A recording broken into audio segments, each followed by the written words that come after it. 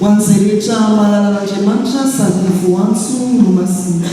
Ho aminareo anie ry havana malala ny famindrampo ny fiadanana avy amin'Andriamanitra ray sy Jesosy Kristy tompontsika. Anio alahady fa 7 amby roapolo ny volana Jolay taona 5 amby roapolo amby 2000 tavombona eto isika miaraka amin'ny mpianakavy finoana ao anatin'ny FJKM ankalazan'Andriamanitra ahatsiaro ny toeram-panomanana mpitandrina sy ny toeram-panomanana ho mpampianatra ao amin'ny sahan'ny FJKM. Eto amin'ny fitandremana misy atsika dia alahady nanasana manokana ny zanaky ny fiangonana ampielezana ary antronatsika anankiroa amin'izany zanaka ampelezana izany ho raisina ho isan'ny mpandray ny fanasan'ny tompo. Mbola ao anatin'ny lohahevitra manao hoe olom-boantso ny mpino. Iara hitsangatsika ry havana idera sy hanome voninahitra an'Andriamanitra. Ho ny mpanao salamo teo amorony Babilôna no nipetrahanay sady notomaninay raha nahatsiaro any Ziona teo amin'ny hazo malahelo teo avoan'ny Babilôna no nanontany koanganay fa teo dia nangataka anay hira izay namabo anay ary izay nampahory anay nangataka anay anao fefialiana ka nanao hoe manaova hiran'ny Ziona eto anatrianay. Nefa ho nataontsika ahoana no fihiran'ny fihiran'i Jehovah tany an-tany vahinianana raha manadino anao ary Jerosalemo aoka kosa ny tanako ankavanana mba hanadino. Raha tsy mahatsiaro anao aho aoka ny lelako iraikitra amin'ny lanilaniko raha Jerosalemo no ataoko ambony indrindra amin'ny fifaliako rehetra. Amen.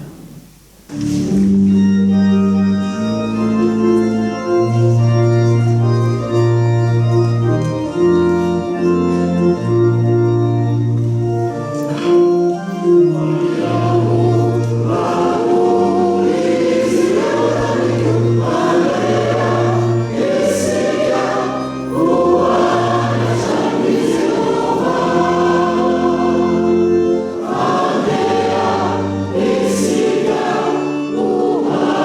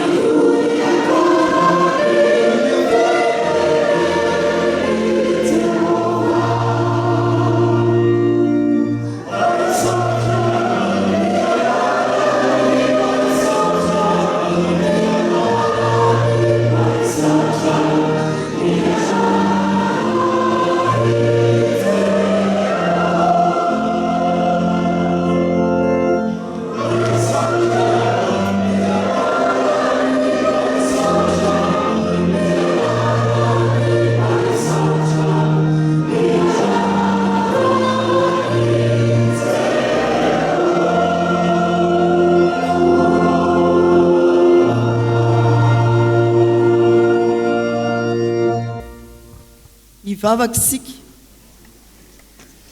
Tompo misaotra anao izahay no ny hahafahanay miara-mandahatra ny fotoana toy izao amin'ny vahoaka anao Andriamanitra manerana ny sany FJKM eto Madagasikara hatrany ampitan-dranomasina, ka hitodika aminao ankasitraka no ny fisian'ireo toeram-panomanana ho mpitandrina sy toeram-panomanana ho mpampianatra FJKM. Misaotra ny mbola anomezanao ny antso eny anivon'ny fiangonana, ny fitandremana tsirairay avy, ka nahafahan'ny tanoranao sy ny olonao nandre izany antso izany, nidirany teo amin'ny toeram-panomanana, namakivakin'ireo taom-pianarana ary tonga ankehitriny ny fotoana nirahana azy. Misaotra anao ry Tompo no ny fandresena nomenao ireo mpiomana, no ny fampahirezanao azy tao anatin'ny sarotra, dia efa santarina isaady izay fiombonam-be amin'ny tolakandro ho amin'ny fiderananao ny amin'ny fanirana azy ireny irotsaka eo an-tanimbolinao. Fa mideranao koa izahay amin'izao fiantohan'ny fanompovavahana eto amin'ny tranonao izao. Mankasitraka anao izahay no ny famondramponao tsy miova, na dia lavitra ny ziona azy izahay indraindray, toy ny babo mitomany teo amoron'ny Babilôna. Ianao anio dia mamerina anay, mampiombona anay amin'ny anaranao masina eto amin'ity fiangonana malalana ity. Feno hafaliana izahay amin'ny fiantsonao anay indray, ka afaka mihira hoe: faly aho raha hoy izy ireo tamiko andeha isika ho any an-tranon'i Jehova. Misaotra anao no ny fanangonanao anay ho iray manomboka amin'ny reto tanoranao, ho raisina ho mpandray ny fanasan'ny Tompo hatramin'ny be sy ny maro, ary indrindra ny zanaky ny fiangonana ampielezana rehetra tonga eto an-tranonao mamaly ny antsonao sy ny fanasan'ny fiangonana.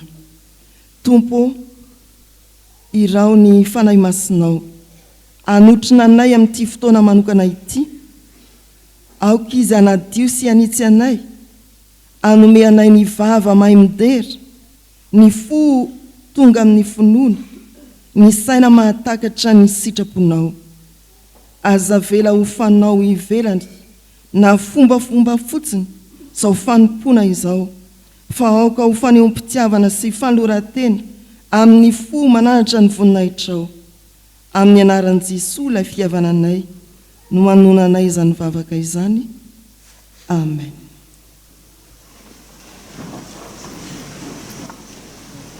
Henoy ampanajana ary eritrerety tsara riavana ny teny manambara ny sitrapon'Andriamanitra amintsika fiangonana. Voasoratra hoe: fa na iza no anao ny sitrapon'ny raiko izay any an-danitra, dia izy no rahalahiko sy anabaviko ary reniko. Amen.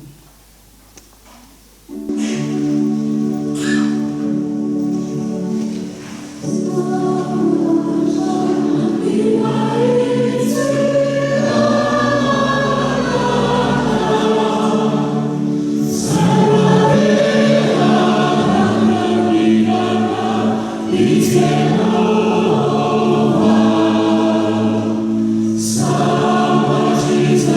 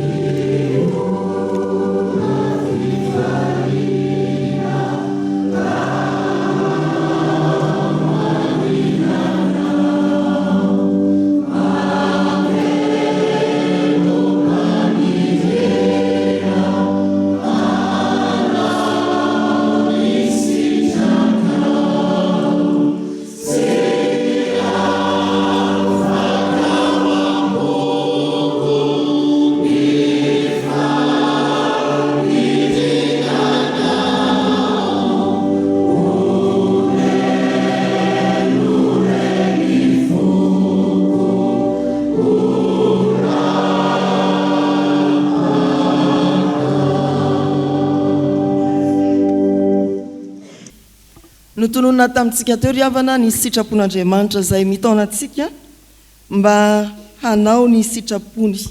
Izany no mamaritra ny maharala, ny manambavy, ny mahareny ao an'i Jesosy. Tsy nahatanteraka izany isika, andeha anaraka izao tonombavaka izao iaiky ny fahotantsika angata-pamelana amin'Andriamanitra. Hivavaka isika.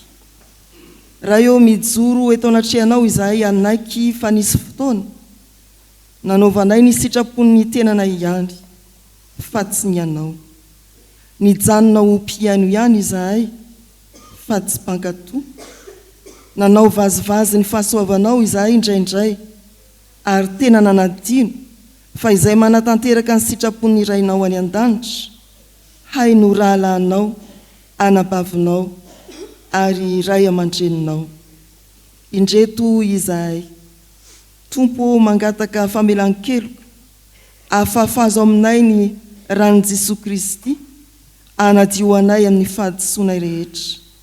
Atsangana, olona vaovao izahay, ilay tsy miaino, mba hanao ny sitraponao. Ilay tsy mandeha amin'ny sitrapona intsony, fa mba hanaraka indray ny sitraponao amin'ny fanetretena sy amin'ny fitiavana. Tompo tehiroso bebe kokoa amin'ny famalina ny antsonao izahay, ho amin'ny fahamasinana, ka ampitomboy ny fahalalana ny sitraponao aty anatinay. Amin'ity fanompovavana ity, mba homeo anay ny herin'ny fanahinao masina, ahatanterahanay ny sitraponao eo amin'ny andavanandro mpiainanay. Fa ianao koa dia mandinika ny aminay ireto isam-batan'olona. Ny fonay tsy misy azo afenina aminao, ny mombanay rehetra tena fantatrao. Koa amin'izany Tompo, miantoraka ampanetretena izahay mitondra ny tsy fahatanterahanay tsirairay, ny fahotanay tamin'ny miafina sy tamin'ny miariary, izay tsy tsaroana ivelivery akory, nefa nampalahelo ny fanahinao masina, ary nano itoina koa ny fifandraisanay tamin'ny hafa. Tompo, jereo amin'ny masinao be indrafo izahay, ary iraiso amin'ny tanam-pitiavanay. Fa tononinay izany vavaka izany amin'ny fo torotoro sy mangorakoraka, amin'ny anaran'i Jesosy, lay fanatitra naterina indray mandeha monjy ho anay. Amen.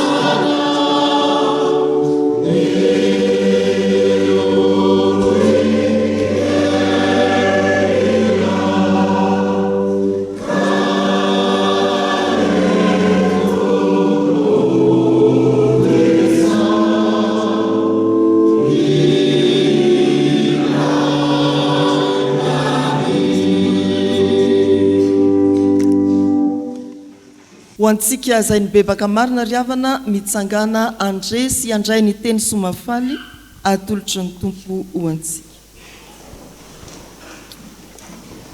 Hoy ny Tompo, fa ankehitriny ry Jakobo, izao no lazain'i Jehovah izay nahary anao sady namorona anao ry Israely io.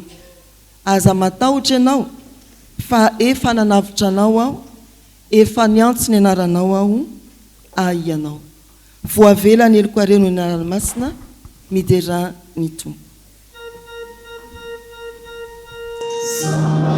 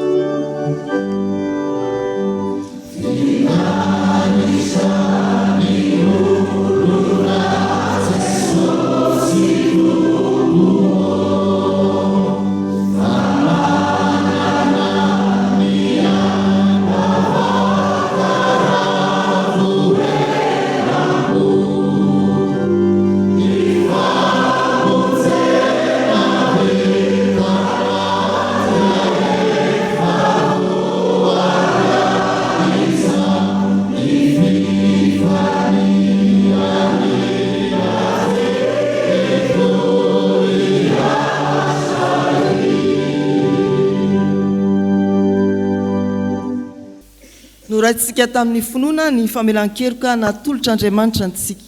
Andiary amin'ny fifaliana no irahantsika manonona indray ny fanekam-pinoana apôstôlika manao hoe: mino an'Andriamanitra ray tsy to mpanao ny lanitra sy ny tany aho, ary mino an' Jesosy Kristy zanan'ilay tokana tompontsika, izay nitorotorona tamin'ny fanahy masina, nateraky Maria Virjina, nijalana napaky Pontio Pilato, nombona tamin'ny hazo fijaliana, matika nalevina, nidina tany amin'ny fiaina tsy hita, nitsangana tamin'ny maty tamin'ny andro fahatelo, niakatra ao any an-danitra, petraka eo kavanan'Andriamanitra ray tsy to, avy any evy ny tsara ny velona sy ny maty.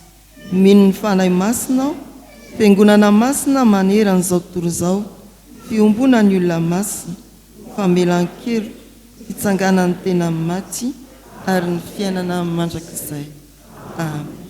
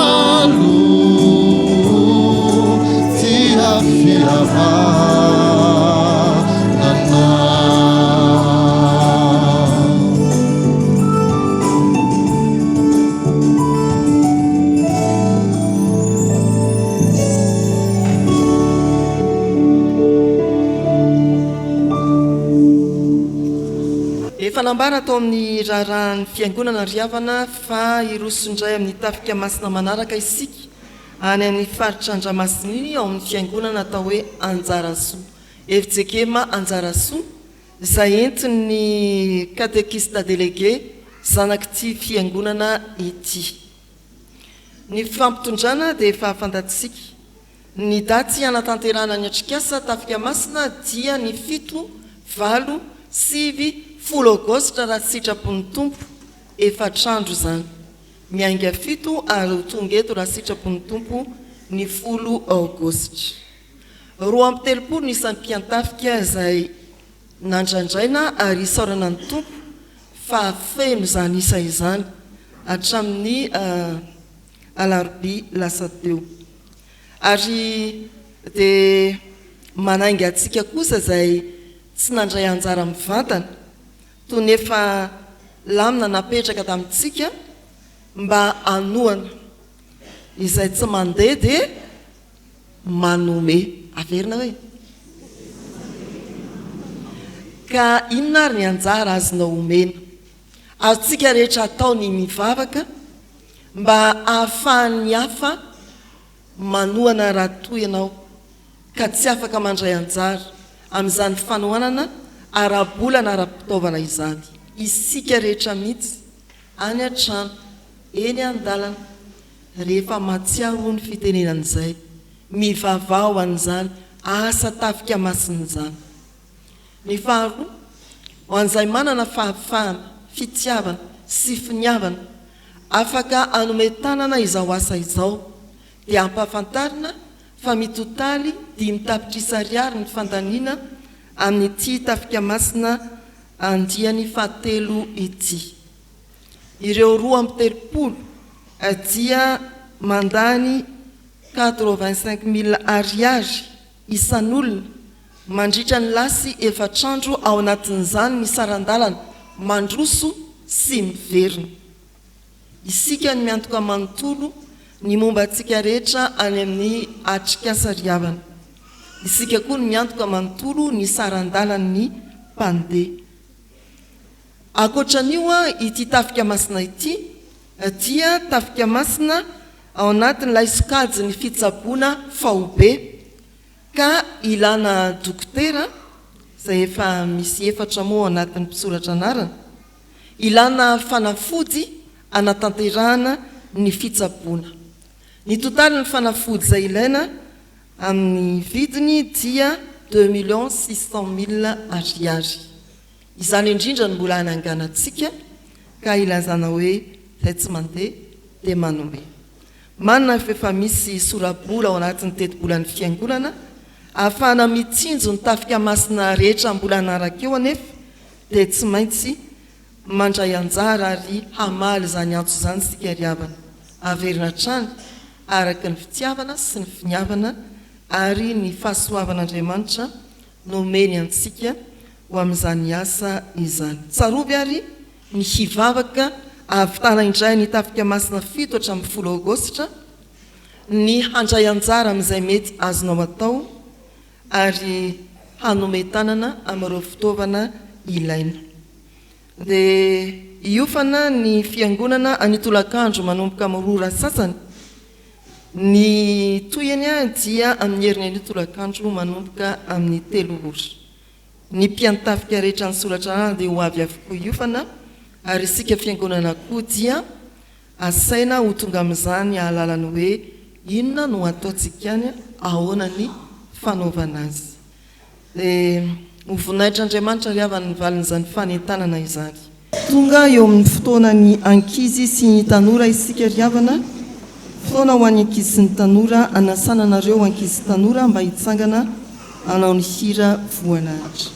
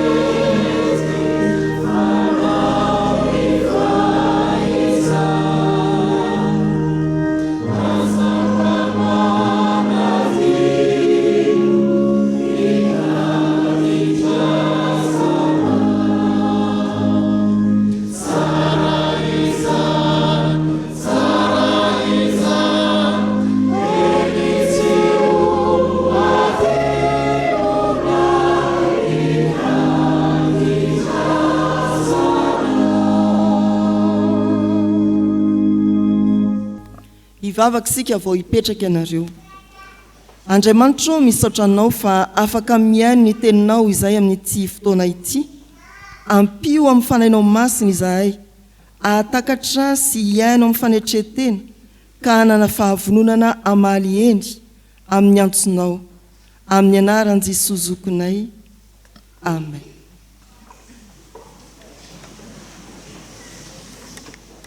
Ao amin'ny bokin'i Jeremia, toko voalohany andininy fahafolo tapany voalohany. Mora tadidy zany. Toko voalohany andininy fahafolo tapany voalohany. Miteny amin'ny ankizy sy ny tanora ny tompo ka manao hoe amin'ny anarany, indreo manendry anao izao anio izao. Aferen'ny tononona hoe indreo manendry anao izao anio izao. Indreo manendry anao izao anio izao.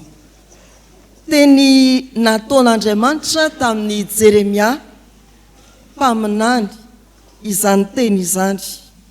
Jeremia, raha mamaky sika ovakina amin'ny perikopa rehefa avy eo, dia manona ny tenany hoe tena mbola zaza.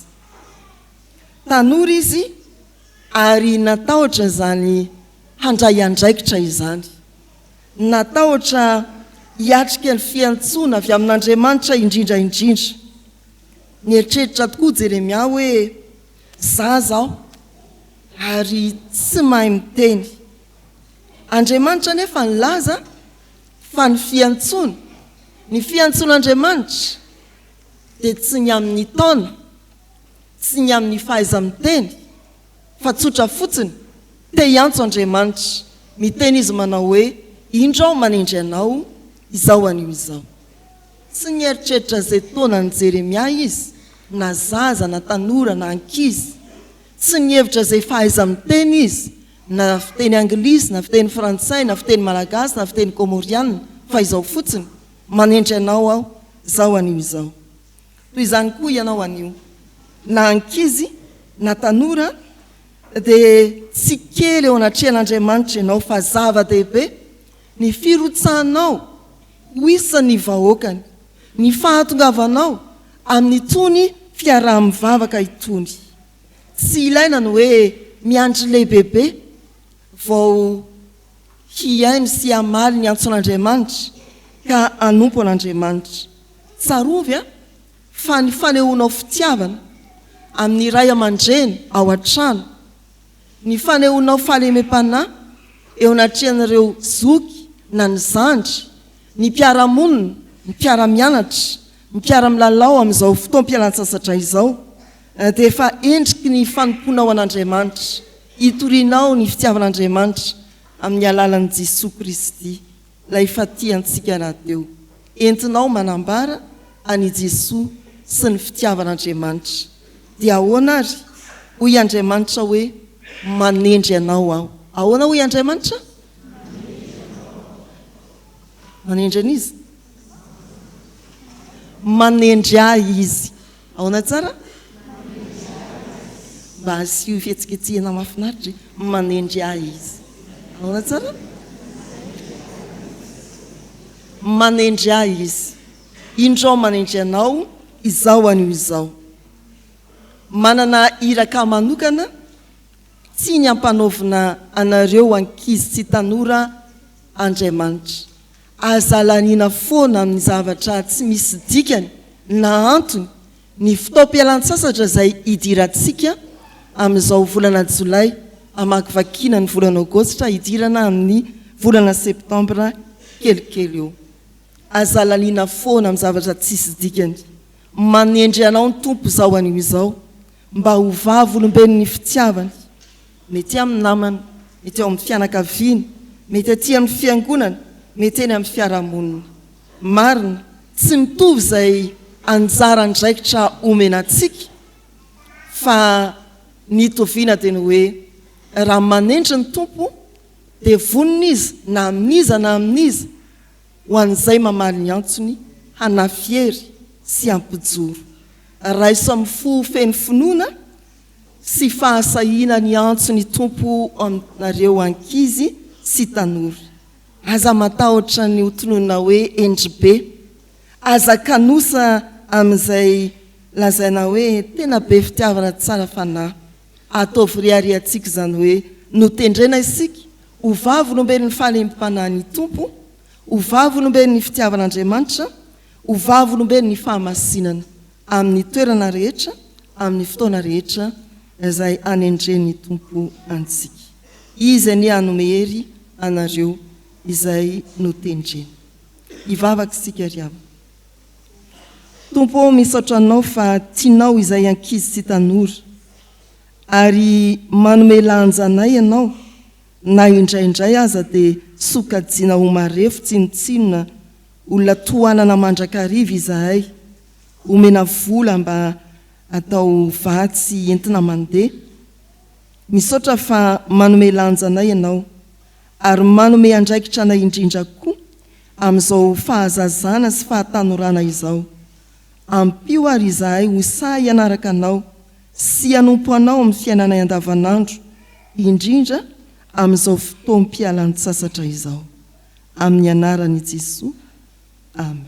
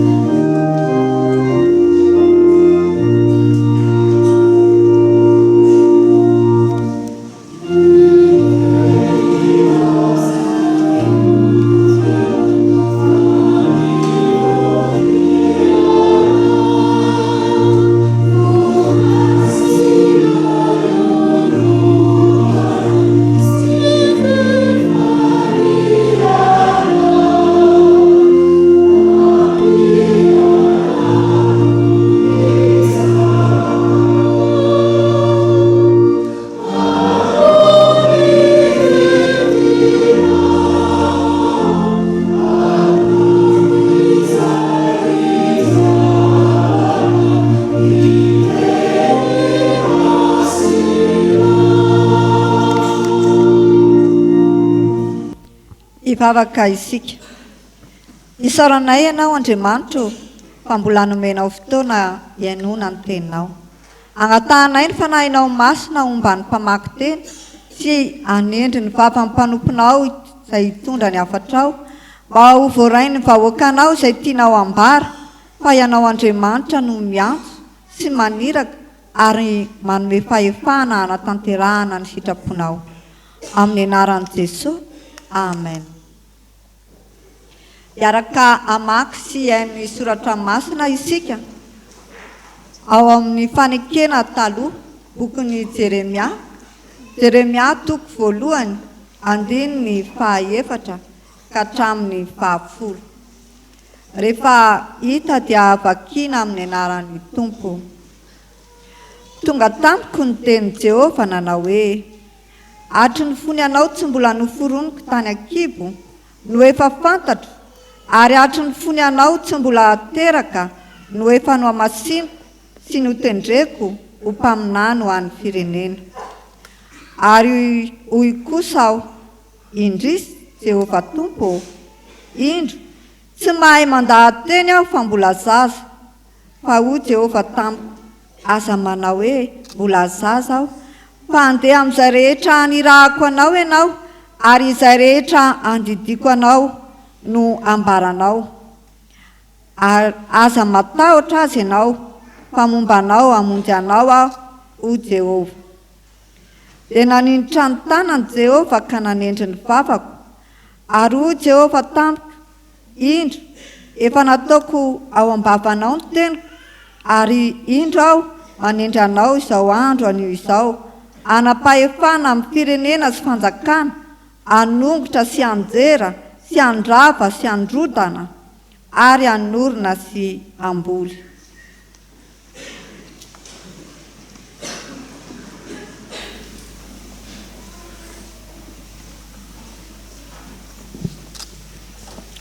Hotoizantsika ny famakiana ny soratra masina ao amin'ny fanekena vaovao filazantsara araka ny Marka toko 7 andininy 17 ka hatramin'ny 19. ary hofaranantsika ny famakinany soratra masina ao amin'ny epistily hoan'ny romana toko voalohany andiny voalohany ka hatramy fahafito. Rehefa hita dia hovakiana amin'ny anaran'ny tompo. Ary niakatra teo atendrombohitra Jesosy ka niantso izay tiany akeo aminy dia nakeo aminy ireo. Ary nanendry 12 lahy izy ho ao aminy sy iray ny toroteny sady anana fahefana moka demonia. Ary Simona dia nomeny anarana hafa koa hoe Petera, ary Jakoba zanaka Zebedio sy Jaona rahalahin'i Jakoba izy mirahalahy dia nomeny anarana hafa koa hoe Boanerges, izany hoe zanabaratra. Ary Andrea sy Filipo sy Bartolomeo sy Matio sy Tomasy sy Jakoba zanaka Alfeo sy Tadeo sy Simona Kaneanina ary Jodasy Iskariota ilay namadika azy. Paoly, mpanompon'i Jesosy Kristy, voantso ho apôstôly, voatokana ho amin'ny filazantsara an'Andriamanitra, izay nampilazainy ny mpaminany rahateo teo amin'ny soratra masina, ny amin'ny zanany izay nateraka avy tamin'ny taranaka Davida araka ny nofo, ary naseho tamin'ny kery ho zanak'Andriamanitra araka ny fanahin'ny famasinana tamin'ny fitsanganany tamin'ny maty, dia Jesosy Kristy tompontsika, izay nandraisanay fahasoavana sy ny maha-apôstôly anay ahatonga fanekena ny finoana ho voninahitry ny anarany any amin'ny jentilisa rehetra. Ary ianareo koa izay isan'ireny dia voantso ho an'i Jesosy Kristy. Ho an'izay rehetra any Roma, malala an'Andriamanitra sady voantso masina, ho aminareo aneny fahasoavana sy ny fiadanana avy amin'Andriamanitra raintsika sy Jesosy Kristy Tompo. Amen.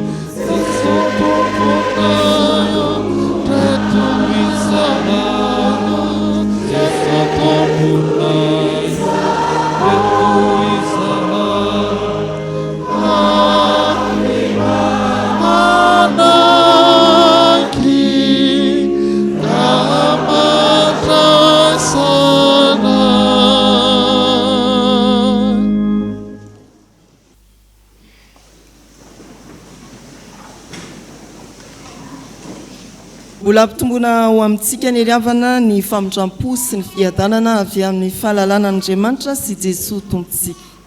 Amin'ny vakiteny izay natolotra teo efa nitarian'ny mpiara-miasa dia ny filazantsara ka ny marika toko 7, ny andinin'ny 17 hatramin'ny 19 ny iarahantsika mandritra izao afatr'Andriamanitra izao. Marika toko 7, ny andinin'ny 17 hatramin'ny 19. Misy lisitra ao. Misy inona koa ao? Misy fiantsona ao. Tsy afa-misaraka izany hoe lisitra sy fiantsona izany. Dia ary sika riavana hijery inona no ampahitan'Andriamanitra antsika ao amin'izao marika toko 7, andininy 17 hatramin'ny 19 izao. dia isika iaino inona no ampandrenesin'Andriamanitra antsika ao anatin'izao perikopa manoloana antsika izao. Ny fiantson'Andriamanitra araka ny loha hevitry ny perikopa manao hoe olombo antso ny mpino. Mbola mampitodika atsika, mampifantoka atsika amin'izany loha hevitra izany ity perikopa ity sy ireo hafa izay nomba azy na ny Jeremia na ny bokin'ny Romanina. Fa eto amin'izao marika toko 7:7-10 hatramin'ny 8:10 zao dia hitatsika fa ny fiantson'Andriamanitra dia maniraka anao mba hanompo. Ary ambara amintsika koa fa ny fiantson'Andriamanitra dia manova. Ny fiantson'Andriamanitra manefy anao mba hiova. Andriamanitra raha miantso dia tsy antso ho an'ny fipetrahana ambony seza na WP-angonana. Andriamanitra raha miantso dia tsy miantso anao homena seza sy voninahitra, fa Andriamanitra raha miantso dia miantso anao ho amin'ny fanompoana sy ho amin'ny fiovana. Andriamanitra raha miantso dia miantso anao ho amin'ny fanompoana sy ho amin'ny fiovana. Tahaka izany izay miseho eto ry havana, Jesosy ny antsom-pianatra teo an-tendrombohitra ary ankehitriny koa mbola miantso amin'izao fotoana izao Andriamanitra. Voantso ho amin'ny fanompoana ianao. Marika toko 7:7-12 hatramin'ny 5:10 voasoratra ao anatin'izany manao hoe amin'ny anaran'ny Tompo dia niakatra teo an-tendrombohitra Jesosy ka niantso izay tiany dia nankeo amin'ireo ary nanendry ny 12 lahy izy mba hiara-mitoetra aminy sy haniraka azy hitory ary hanana fahefana androka demonia. Fiakarana an-tendrombohitra. Nahoana no lazaina hoe niakatra tendrombohitra? Fa avy aiza moa i Jesosy no nitarika ny mpianany ho any an-tendrombohitra.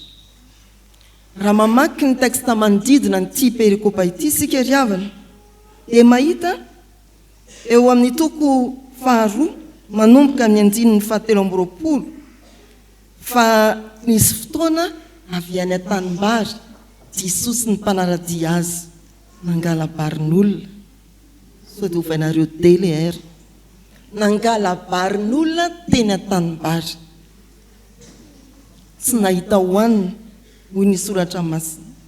Mitohy eo amin'ny toko 3 dia nanasitrana lehilahy anankiray maty tanana tamin'ny andro sabaty izy. Natesitra ny fariseo zany. Betsaka ny olona nahita ary anisan'izany ny fariseo. Eo amin'ny toko 7:7 dia miano tsara ry zanak'ampelezana. Olona avy amin'ny tanàna maro samihafa hoy ny soratra masina amin'ny anaran'ny Tompo. Ary Jesosy mba amin'ny mpianany niala teo ka nankany amin'ny ranomasina ary nisy olona maro avy tany Galilea nanaraka azy. Nisy olona maro koa avy tany Jodia sy Jerosalema sy Edoma sy ny tany andafiny Jordana ary tamin'ny tany manodidina ny Tiro sy Sidona nandre izay zavatra nataony dia nankeo aminy. Tany amin'ny ranomasina i Jesosy sy ny mpianany ary olona avy amin'ny vohitra sy ny tanàna firenena samihafa no tonga teo anantrehany ny aino ary nandre ny zavatra izay nataony Jesosy. Ay zany ty Jesosy ty tena narahany olona maro. Nisy olona maro avy tany Galilea nanaraka azy. Nantsona ve ireo? Dino ny soratra masina fa tsy niantso an'ireo Jesosy. Nanaraka ireo satria teo sitrany. Nanaraka ireo satria nanana olana teo amin'ny fiainany. Nanaraka ireo satria voagejany demonia na ny fianakaviany nanentiny izy satria voagejany temony nanaraka ireo satria feny fahoriana ary mila vonjy mitoy ihany ny tantara ahafahantsika mahazo ny hoe inona kay tia miakatra antendrombohitra ity hoy ny soratra masina eo amin'ny anjara perikopaintsika niakatra teo antendrombohitra Jesosy ka niantso izay tiany ankeo aminy tena ankeo aminy ireo nanendry 12 izy ho any aminy sy raha ny toriteny sady anana fahefana amoaka ny demoni raha amin'ny fiainan'ny Jiosy ny hoe miakatra tendrombohitra dia toy ny manakaiky kokoa an'Andriamanitra ny miakatra antendrombohitra dia misetsika misonitra ary jero tsara fa avy any an-dranomasina no miakatra ho any antendrombohitra avy any Tomasina miakatra avy any ampitan-dranomasina miakatra fiaramanidina dia midina fiaramanidina dia tonga eto Madagasikara ilay ranomasina izay nivorin'ireo nanana ny mahory azy nanana ny olany nilaozan'ny tompo ary nankeny antendrombohitra izy toy ny teny hoe ndao ilaozany io fahoriana io ndao ilaozany io fahasahiranana io eo izy vao miantso ary nanendry dia iza ozy nareo no niakatra tendrombohitra tsy mba izy hiakatra nika zay efa reraka be malemy marenina vony dia volo ty hoe mbola hiakatra ny tendrombohitra tsy ny rehetra tsony no nrohatra niakatra tendrombohitra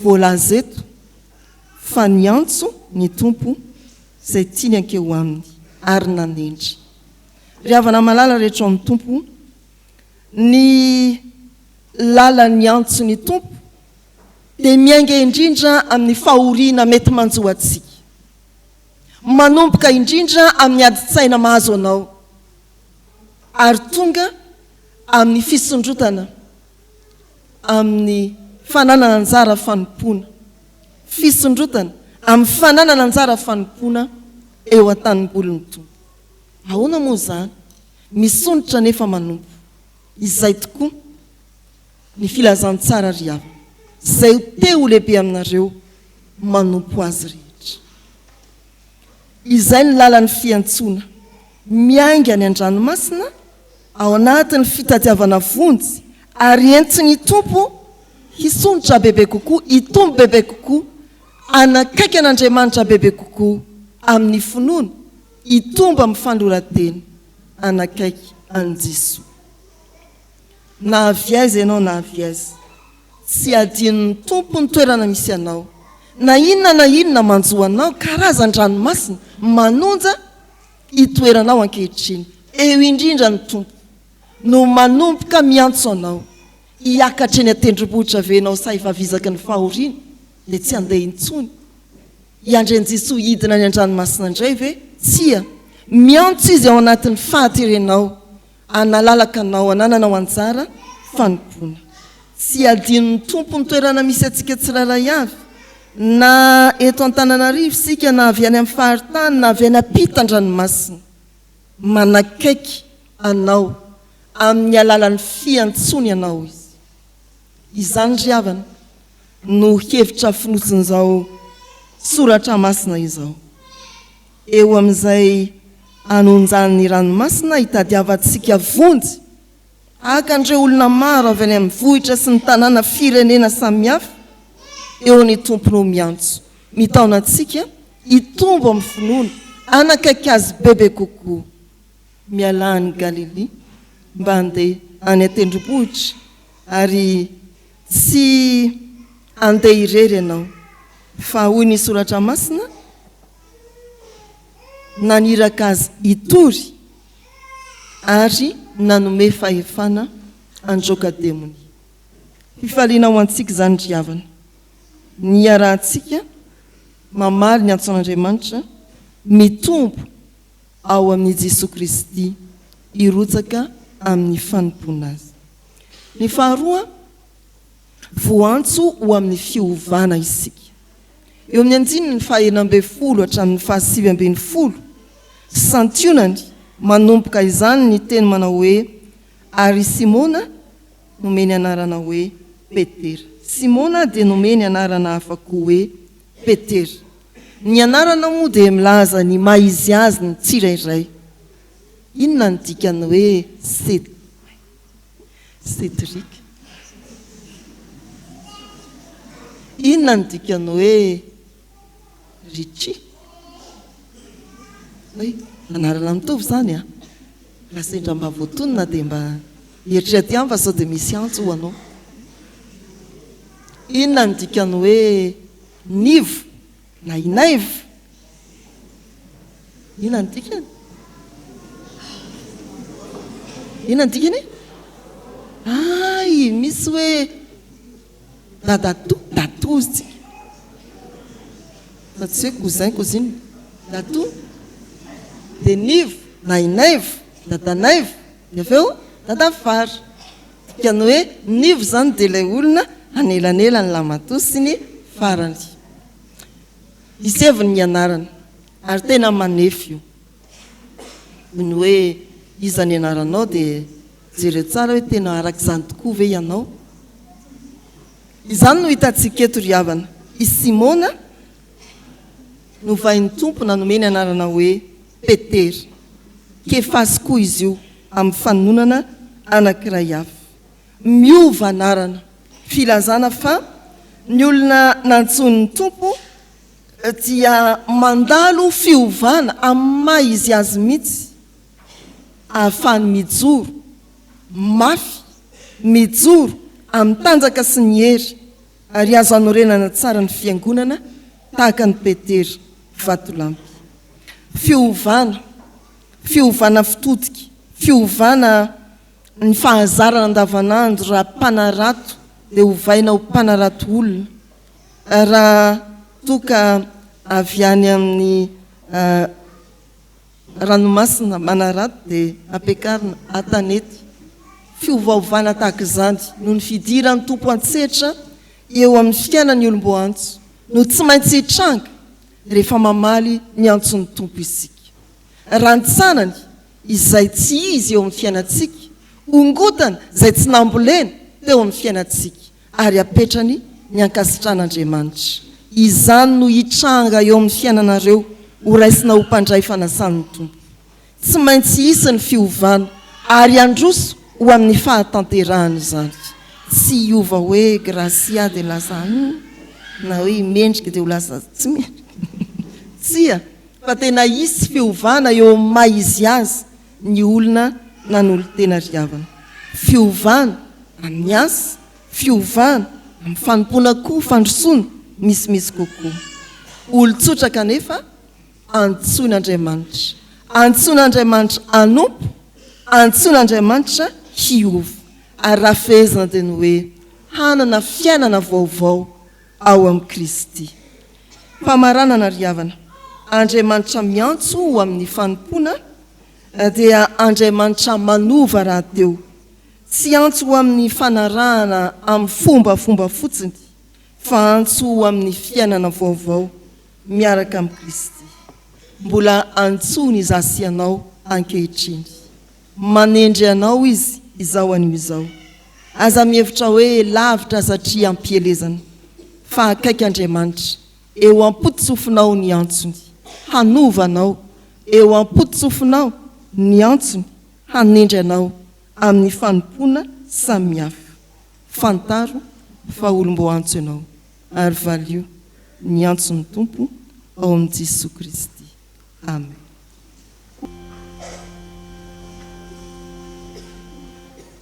Dia iombona amin'ny vavaka isika ry havana. Andriamanitra ray be fitiavanao, misaotra anao zahay fa voantso ho anao, voantso ho amin'ny fanompoana masina, voantso ho amin'ny fiovana koa manaraka ny famasinan'i Jesosy Kristy zanakao.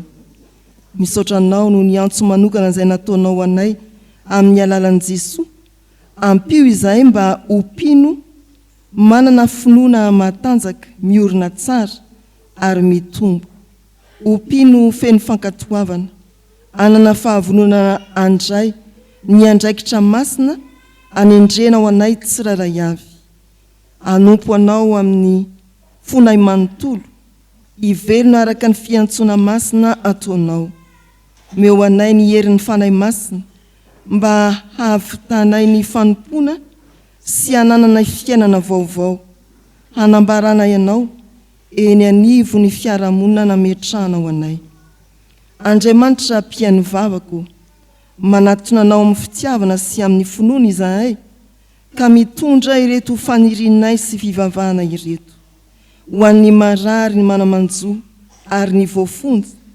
mamindrafo amin'ireo marary rehetra manomeza fanasitranana sy hery azy ireny manomeza fitoniana sy fanantenana ho an'ny manamanjo sy ireo miaina ao anatin'ny fahoriana isan-karazany ary hotsay amin'ireo voafonja ny fahazavan'ny tavanao iainana ao anatin'ny fahafahana avy aminao mivavaka aminao an'ireo manana olana sy ireo tojo fifaliana koa mba ho tonga fanavotana sy fitariana ho an'ireo manana olana samihafa ara-tsaina ara-batana ara-tsosialy ara-panahy ny fizahanttoetra ampandalovinao eo amin'izy ireny tsiraray avy ho an'ireo tojo fifaliana Andriamanitro dia mba hoentin'izy ireo iderananao sy izarana fitiavana amin'ny hafa ny tompo-pahasoavana omenao azy ireny ho an'ny zanaka ampielezana naizanaiza misy azy ireny eto an-tanindrazana hatrany ampitan-dranomasina amin'izay tsy fantatraina hitanay akory ary tsay aminy ny fahendrena sy fitahiana mba ho feno faharetana sy fahatokiana amin'ny finoananao izy ampianaro izy anohy ny fijoroana ho vavolombelonao naizanaiza misy azy ireny ho an'ny firenenay ao anatin'ny fisavorovoroana ara-pietsempo sy ara-tsosialy tompo ento amin'ny fanarenana sy fanekem-pihavanana ny firenenay mba ilamina ny fiarahamonina ary anjaka ny marina sy ny fitiavana ho an'ny fiangonana manerana izao tontolo izao sy ny fijoroany ho vavolombelonao mba ho feno ny fanahy masina ny fiangonanao rehetra hitoriana ny filazantsara mikasahiana ary anjakany fahazavana kristianina amin'ny toerana faran'izay kizo indrindra mivavaka aminao manokana ho an'ny fiangonan'i Jesosy Kristy eto Madagasikara hatrany ampitan-dranomasina ny fiomanana amin'ny sinôda lehibe tompo tario amin'ny fahendrena ao anatin'ny firaisan-kina araka ny sitraponao sy amin'ny fahamasinana ny FJKM engane ny fanapahan-kevitra sy ny fifampijiniana tao ao anatin'izany fivoriana faratampony izany ho fanehoana ny sitraponao sy hanome fitombona indray ny fiangonanao ho an'ireo mpiomana ho mpitandrina sy mpiomana ho mpampianatra andeha amin'ny fanirahana azy omeo fanomezam-pahasoavana sy tanjaka ara-panahy izy ireo mba hiroso amin'ny fanompona amin'ny mpanetretena sy ny herim-po avokarany asanirana ho azy ho an'ireo mpitondra fivavahana sy laika tompon'andraikitra rehetra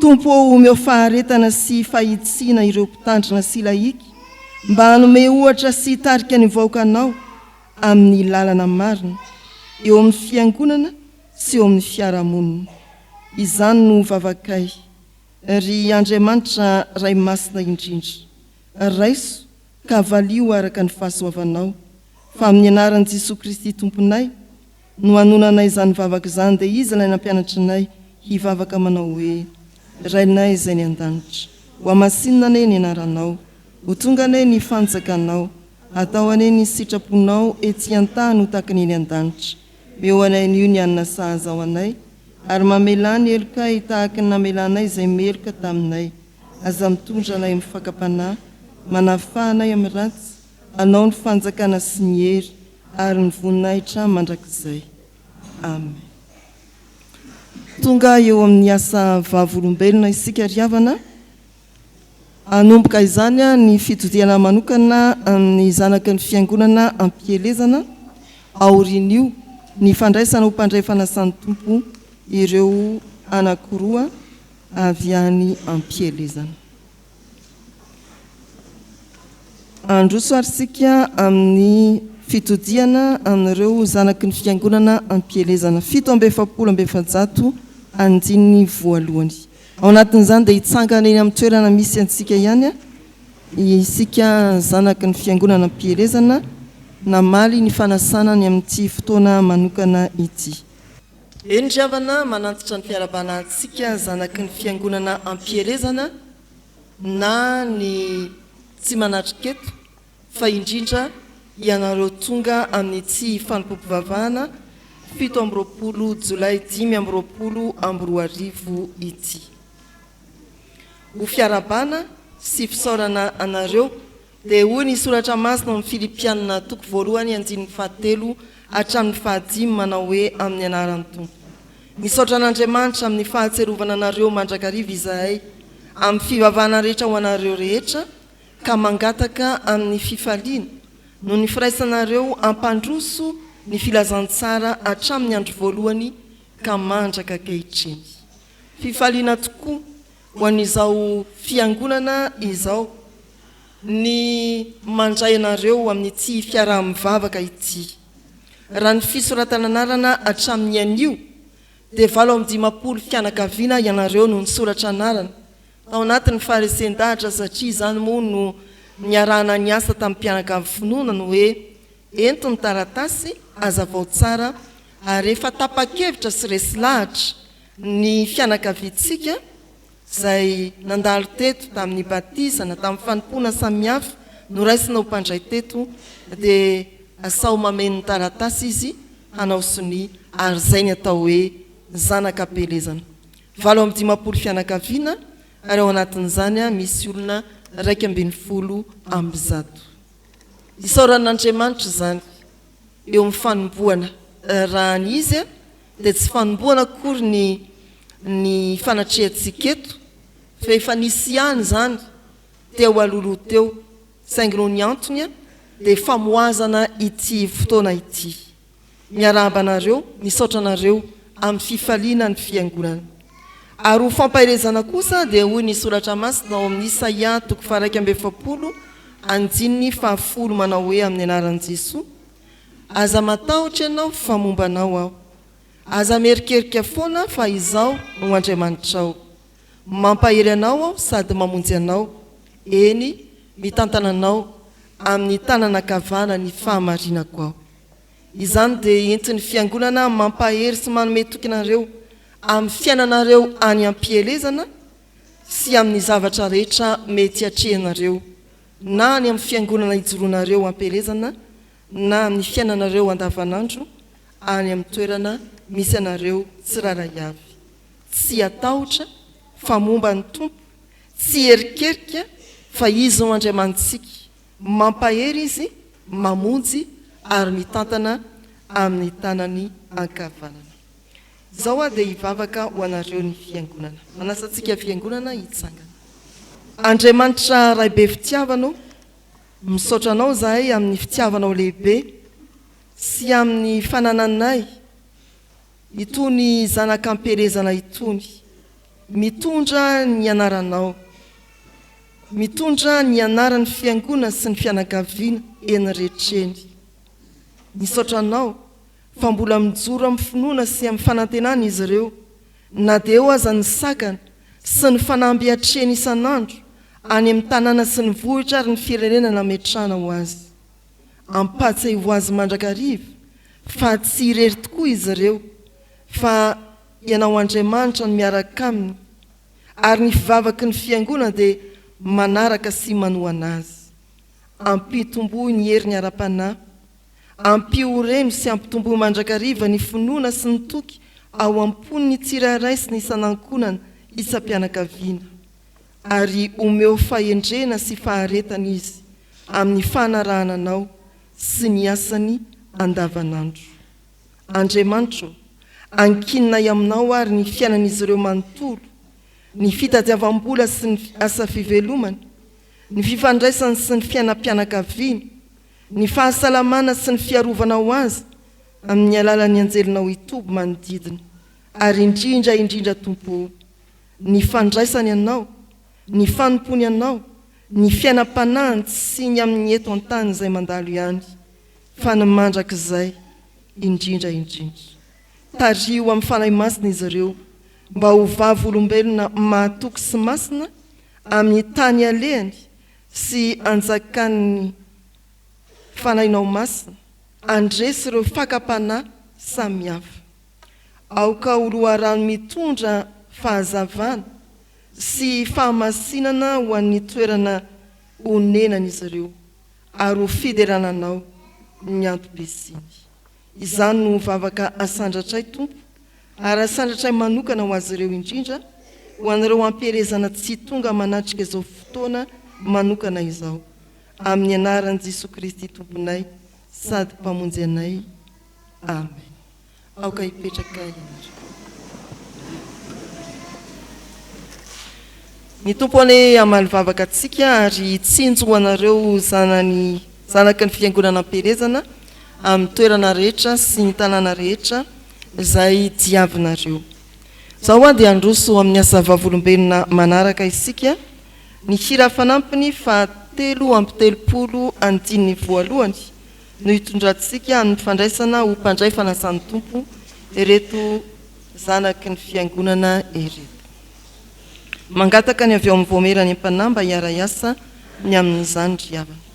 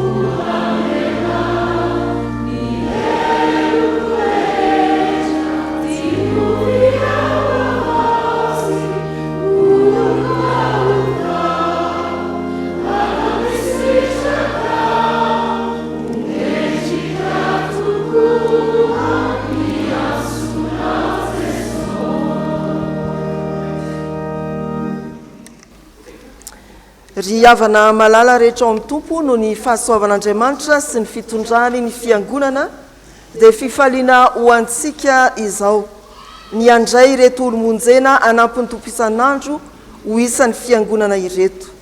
Vavolombelon'ny fanekena reto avantsika ireto isika, vavolombelon'ny antso sy ny fitiavan'ny tompo azy koa ary miombona amin'ny fahatserovana rahateo izay efa niantsona sy nandraisana antsika ho isan'ny mpandray ny fanasana masina. Aokary isika ampiray ny fo sy ny fanahintsika amin'izao vavaka izao. Ry iray mandrakizay o, misaotra anao amin'ny fonay manontolo izahay. Sitrakao mantsy nanome toky anay fa niteny fikasana momba ny famonjena dia ho anay sy ny zanakay raha ho an'izay rehetra lavitra na iza antsony ny fitiavana anatonanao.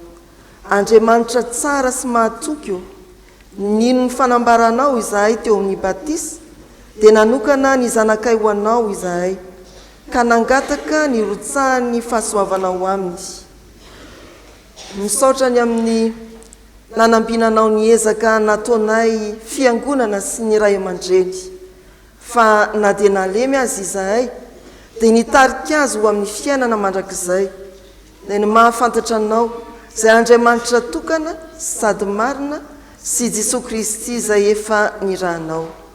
Ary ankehitriny rehefa nandreny antsonao izy ka afaka hifidy ankalalana ny lalana izorany dia indro tonga eo anatrehanao ka anambara ny finoany. Ry tompo mba ianory ny vavaka rehefa miakatra eo aminao azy ireo. Raisy koa izay rehetra nio ho amin'ny firaisana masina aminao amin'ny anaran'i Jesosy Kristy zanakao. Ny angatahanay dia hiariary ao anatin'izao fotoana manokana izao ny voninahitra ao Andriamanitra. Misaotra tompo. Amen. Aoka ianareo hitsangana.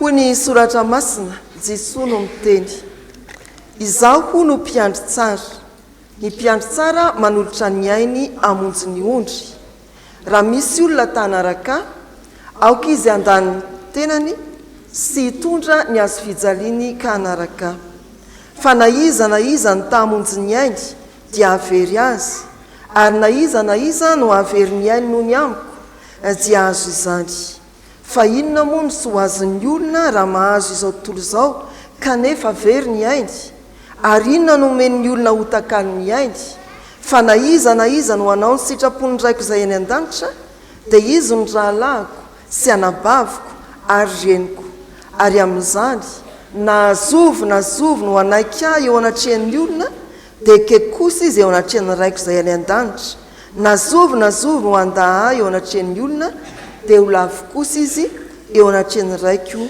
izay any an-danitra mangataka anareo ary izahay mba hamaly ny fanekena ilain'ny fiangonana amin'izay rehetra teo isany ianareo va mihinan'Andriamanitra pahary antsika sady ray antsika any an-danitra izay tiantsika ka nanome antsika an'i Jesosy Kristy zanany nahitokana maty sy nitsangana tamin'ny maty ho famonjena antsika mino an'i Jesosy Kristy zanany izay manome famelan-keloka sy fiainana mandrakizay ho an'ny mpanota rehetra mibebaka ka manaiky azy ho tompo sy mpamonjy va ianareo moa ianareo manaiky ho an'ny tenanareo ny faneken'ny batisy izay nandraisanareo ny fanomezan'ny fanahy masina mba hizoranareo amin'ny lalan'ny fiainana kristianina ka ho tian'Andriamanitra sy ankatony sitrapony ary atsiaro fa ny vavaka ny famakina ny baiboly ary ny famonjena ny fanompovavana sy ny fanasana masina dia didy sady tombotsoan'ny mino aoka ary androso amin'ny fanambarana mpabe maso ny fononareo sy ny fanekenareo ny tompo atrehan'ny reto vavolombelona ireto ianareo manaiky marina sy minao fa i Jesosy tompo sy mpamonjy ahy voavelany heloko araso ny famonjena ekeko ny ody sy hanompo azy amin'ny foko rehetra noho ny fitarian'ny fanahy masina ka azoky hivavaka sy hamaky ny baiboly isan'andro araka izay azo atao anoho ny fitondrana atao amin'ny fiangonan'i Jesosy Kristy eto Madagasikara aranaza ny hevitra tapaka amin'ny fivorian'ny mpandray ny herin'Andriamanitra no iankinako hantanterahako izany rehetra izany amen noho izany fanekena nataonareo teo izany dia androso manoloana ny alitara ianareo raha voatonona ny anaranareo dia horaisina amin'ny mahampandray ny fanasany tompo andria marokoto mendrika n'andrianina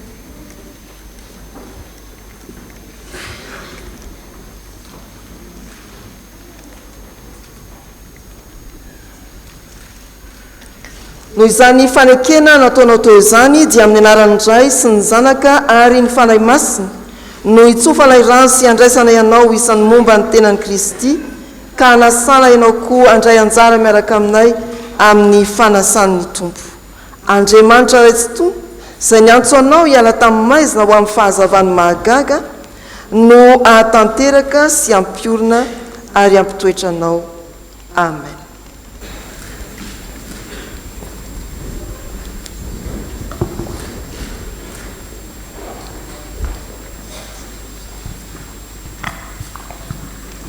miaraka amin'ny Kristy amin'ny azo fijalianao ary tsy izao tsony no velona fa Kristy no velona ato anatiko amen estekre antokopira sampanazava maneno tazavondra be haga asia ity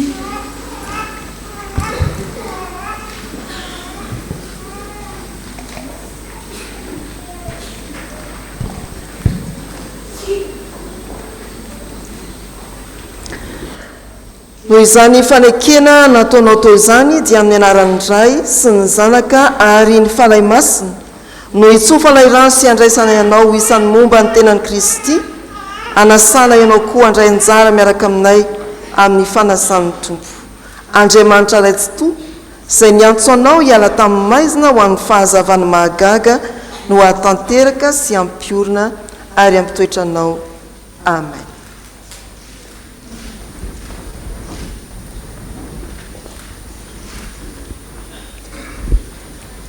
Ny zavatra rehetra samy nataony mendrika amin'ny fotoany avy. Amen. Sampana fivoazana sampaty.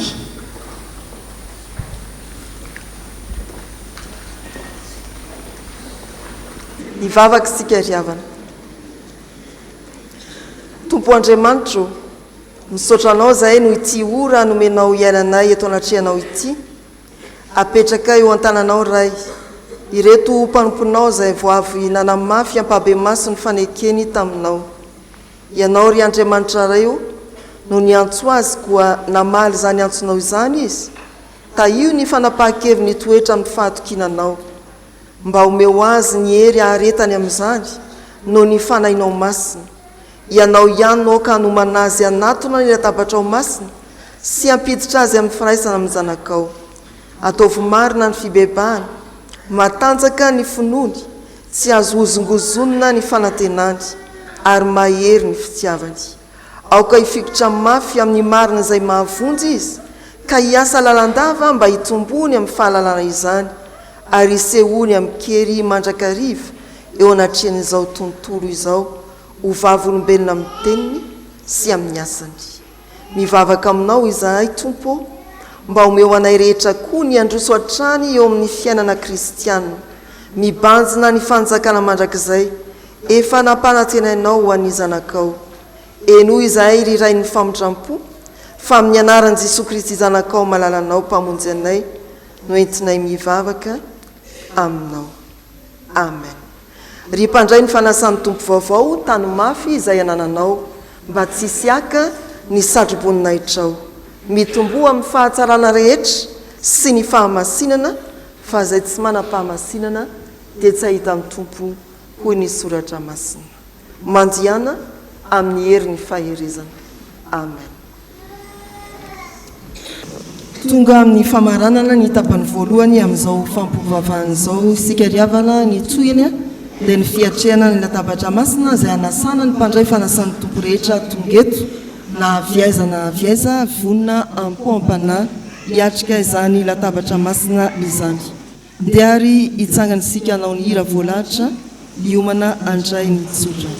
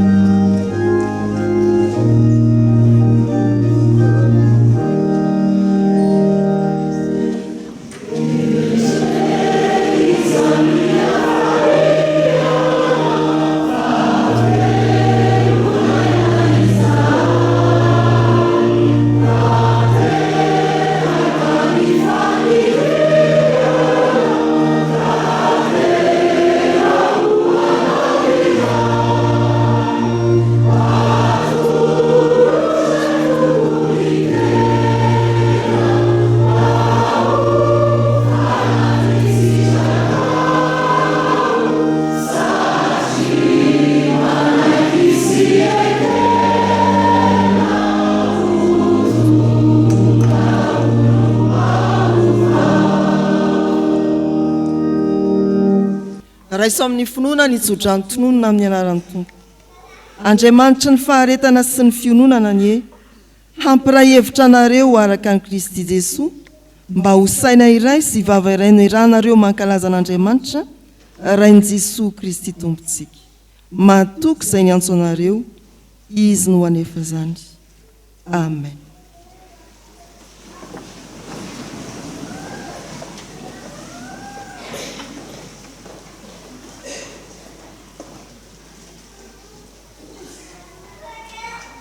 Ho an'Andriamanitra ireriany ny voninahitra, amin'ny anaran'ny Ray sy ny Zanaka ary ny fanahy masina. Amen.